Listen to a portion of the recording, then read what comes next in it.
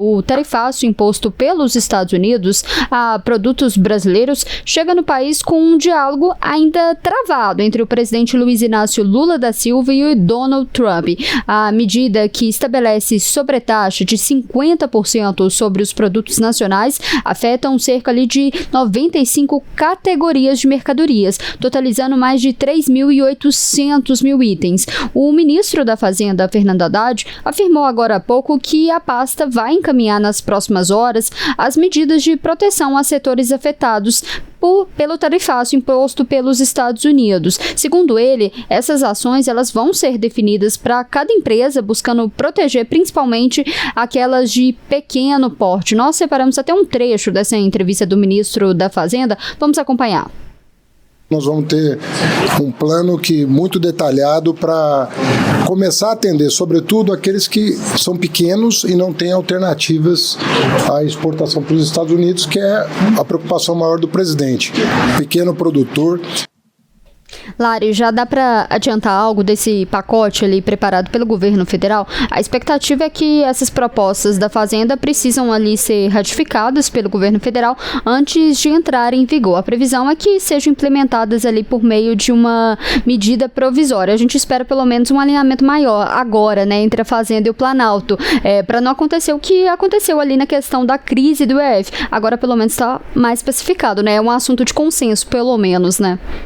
Letícia, alinhamento não só, né, entre o Palácio do Planalto e o Ministério da Fazenda, mas também maior alinhamento entre Planalto e Ministério da Fazenda e Congresso Nacional, porque, como você bem destacou, essas medidas precisam, essas iniciativas, né, serão reunidas ali em uma medida provisória, e a medida provisória precisa ser analisada pelo Congresso Nacional. E a gente lembra que não foram poucas as crises entre a equipe econômica, especificamente, e o Congresso Nacional, porque o Congresso Nacional reclamava que não havia sido procurado com antecedência, que não havia sido procurado para dialogar sobre medidas econômicas de iniciativa do governo federal, e aí virava aquela confusão na análise.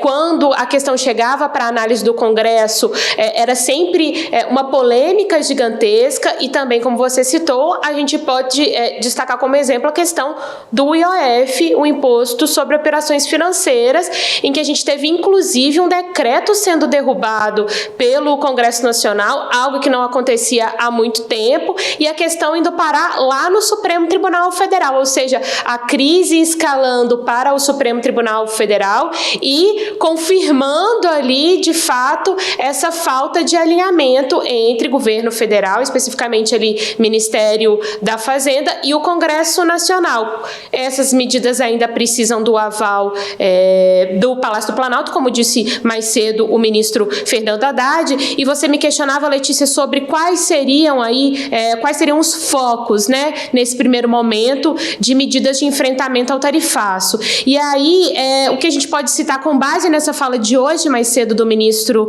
da Fazenda, quando ele chegava ali ao Ministério da Fazenda, o pacote vai ter foco em empresas de pequeno porte, incluindo ali provavelmente linhas de crédito com juros subsidiados e outras medidas de apoio financeiro. Ou seja, num primeiro momento, o governo é preocupado e claramente preocupado, né, e com razão preocupado com as empresas de pequeno porte, então buscando esse crédito subsidiado para que elas possam se proteger ao máximo desse aumento de taxas, dessa sobretaxa do governo norte-americano. E aí eu lembro também, Letícia, uma apuração da nossa repórter setorista de Palácio do Planalto, a Ana Paula Ramos, de que o governo também, né, estuda incluir nesse pacote iniciativas de proteção ao emprego, aos moldes do que a gente viu quando enfrentamos a pandemia de Covid-19. Então, claro, né, essa concessão de crédito subsidiado subsidiado já ajuda, já auxilia para que as empresas não necessitem demitir em massa, né? Tentar minimizar ao máximo essa questão de demissão de funcionários para proteger receitas e despesas, mas também a gente pode aguardar outras iniciativas de proteção aos empregos aqui no país, e isso tudo constando nessa medida provisória. Claro, eu quero chamar o Fred aqui para a nossa conversa, porque ontem, ao participar ali de uma reunião do Conselho de Desenvolvimento Econômico, Social e Sustentável, o presidente Lula disse que não ligaria ali para o presidente americano Donald Trump, porque o presidente americano, segundo Lula, não quer conversar. A gente até separou um trecho, vamos acompanhar. Vocês pensam, eu não vou ligar para o Trump para conversar nada, porque ele não quer falar. Mas pode ficar certo, Marina. Eu vou ligar para o Trump para convidá-lo para vir para a COP, porque eu quero saber o que ele pensa da questão climática. Vou ter a gentileza de ligar. Vou ligar para ele, vou ligar para o Xi Jinping, vou ligar para o primeiro-ministro Modi, vou ligar. Só não vou ligar para o Putin, porque o Putin não está podendo viajar. Mas vou ligar para muitos presidentes. Ô, cara, vem aqui, cara. Vem ver, você não está preocupado com o planeta Terra? Não tem outro lugar para a gente morar, nós temos que cuidar aqui, pelo amor de Deus. Se ele não vier, é porque não quer. Mas não vai ser por falta de delicadeza, charme e democracia. Fred, o Lula ali fugiu um pouco ali da questão do tarifaço, focou ali um pouco mais em convidar o presidente, falar que queria convidar o presidente americano para a COP, mas a gente teve hoje o deputado licenciado Eduardo Bolsonaro declarou ali em uma entrevista à jornalista Bela Megali, do Jornal Globo, que trabalha ali por mais sanções a autoridades brasileiras. Foi uma entrevista longa em que ele falou que pode ali viver em exílio por décadas. Vamos até colocar um trecho do que disse o deputado, a gente preparou uma arte, e aí ele fala propõe ele diversas coisas nessa entrevista, e aí ele fala que não é ele que leva a mensagem, que é responsável por essas tarifas, mas é sim o conjunto do que é feito no Brasil, que é liderado pelo ministro Alexandre de Moraes. Segundo aí o que disse o deputado licenciado Eduardo Bolsonaro, até agora nenhum fazendeiro ou produtor agrícola ligou para dizer que deveria parar com as ações. O deputado ainda diz que as pessoas deveriam entender que é um sacrifício a ser feito essa questão das sanções. Fred, do ponto de vista internacional, como que você vê essas tarifas? O que de fato está em jogo? Olha, a questão do ex-presidente Jair Bolsonaro e o processo contra ele é uma das questões envolvidas, e eu acredito que não seja nem a principal do ponto de vista do Donald Trump, apesar dele ter colocado isso no anúncio das tarifas, né, e colocar esse tema específico. Há ainda outros dois temas que são muito caros e muito importantes na agenda do governo norte-americano, que são, principalmente, a questão das Big Techs, né, exatamente essa questão do controle no Brasil, a restrição às redes sociais, que já vem de algum tempo, uma outra ação julgada pelo Alexandre de Moraes, havia criado algumas restrições à operação da rede X do Elon Musk aqui no Brasil, né, que são grupos que têm uma participação muito forte no governo norte-americano, e lembre-se, né, eles formaram a primeira fila dos convidados na posse de Donald Trump.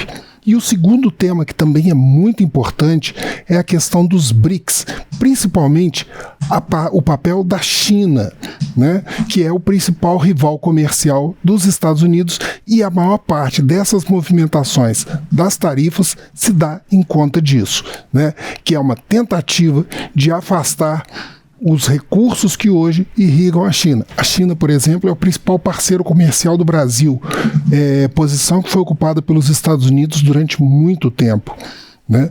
E essa questão do Lula apostar muito nas estratégias do Sul Global e na organização de uma expansão do bloco dos BRICS, né, que envolve ainda a China, a Rússia, a Índia, a África do Sul e mais um conjunto de países, né, leva a essa questão da tarifária. Então é uma questão que passa em parte pela questão citada pelo Eduardo Bolsonaro, mas principalmente pela questão do comércio internacional. Tanto é que hoje mesmo o chanceler da China, né, Wang Yi, ele reiterou o apoio ao Brasil, né, nessa resistência e cobrou também, né,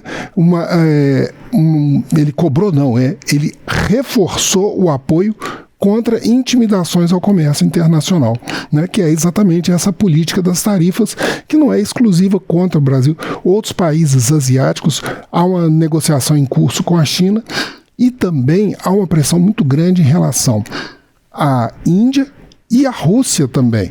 Sanções que dizem respeito ao comércio que está bastante congelado desde a invasão da Ucrânia e as perspectivas de um acordo de paz na Ucrânia, inclusive com a presença do enviado especial, o Steve Witkoff, hoje na Rússia, que encontrando-se com Putin.